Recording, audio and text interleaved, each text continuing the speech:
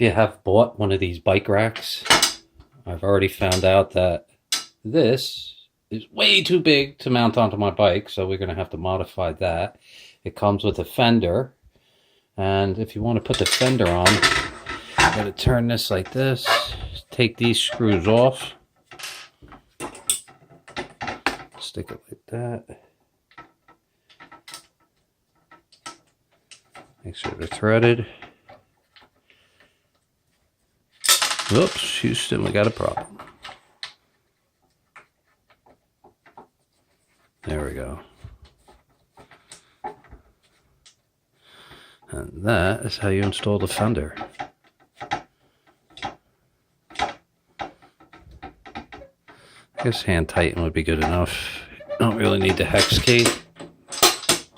I have one, but I don't feel like going to get it. There you go.